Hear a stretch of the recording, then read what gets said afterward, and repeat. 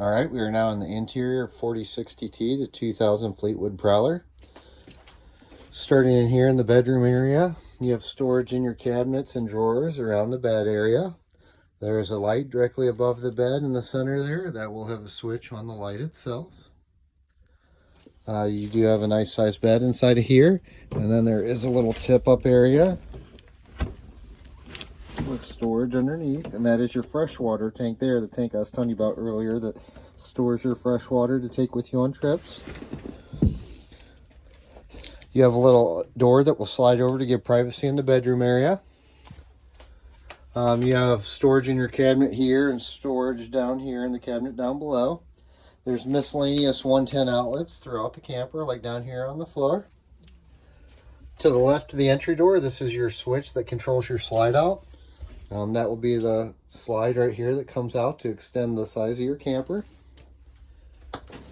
Over here on your entry door, you got a little red handle here. This is for the deadbolt on the entry door lock to lock it. Then you got a screen door here with a little slider to keep the bugs out. There's a radio over here with CD player built in.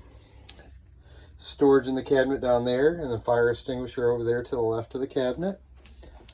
There's a tip out table extension here that will flip up and lock into place for extra countertop space. Again, more 110 outlets throughout the camper. The slide out, this is what they call a jackknife style bed. If you want to make this into a bed, you just pick up on the bottom side and it'll lay flat into a bed. To go back up, you basically reverse the process and it'll go back into a couch. Storage in the cabinets all the way across and the top of the slide out here. Lights in this camper, you'll have multiple light switches. These ones over here have switches on the bottom side to turn that on. Over here, you're going to have main control switches like over here to turn on your interior lights. And if you can't find a main switch for a light, the switch will be on the light itself. Storage in your cabinets and drawers around the sink area. This switch labeled here, water heater, that is for the electric side, as somebody wrote ELE on the front of it. The propane side is over here where they have wrote gas water heater. So depending on whether you want to use propane to heat your water or electric, you got two different switches for that. Sink's pretty standard, self-explanatory. Then there is storage above the sink. You have a microwave, which is pretty standard and self-explanatory. And then below the microwave, this is going to be the exhaust fan. And it's got a light on it, or you could have the fan running when you're cooking. Over here, you got tank level switches. You can actually push this and it'll illuminate lights to show you the condition of how much stuff is in your tanks, whether it's fresh water, gray water, or battery condition. The water pump switch I was telling you about earlier that you have to have on if you're pumping out of your freshwater tank, that switch is right there. So anytime you want to pump water out of the freshwater tank, you do have to have this switch on here. If you're hooked up to a garden hose, you do not need that switch on.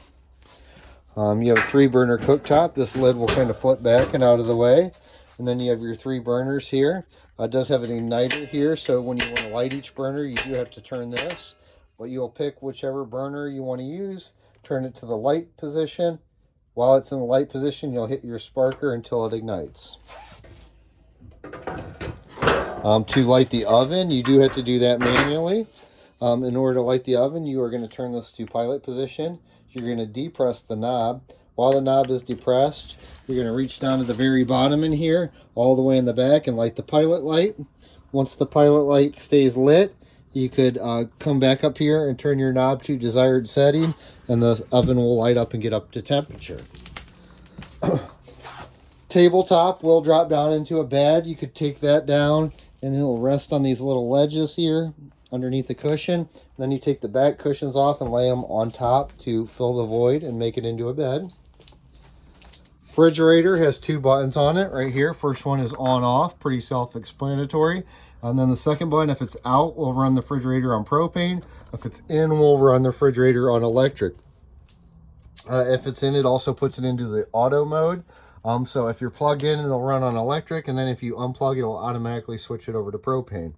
These refrigerators do take a little time to cool down, so once you plug it in, you'll probably have to wait a couple hours before it's actually down to temperature. Storage in your cabinet here and storage in the drawer down below. There is down in here the access panel for all your 110 breakers and 12-volt fuses for everything electrical inside of this camper. Moving into here, you're into their bathroom area. Over here in your bathroom area, you have a front flush toilet. That's the pedal right here. You have storage in your mirrors, or storage behind the mirrors in the closet area here. Storage below the sink. Sink's pretty standard, self-explanatory, and then you do have storage in your vanity above the sink. There's a main light switch here. That little water port I was telling you about to flush things is right there. And then it does have a sprayer on the actual toilet too, that if you want to use, you actually flush the toilet, and that sprayer will work behind the toilet. It has a step-in shower with a skylight inside of here. This is pretty standard operation, just a couple knobs, and then when you want to use the shower, you'll pull this lever up. Other than that, that concludes my video on the interior of this camper. I hope you enjoy your purchase, and thank you for your business.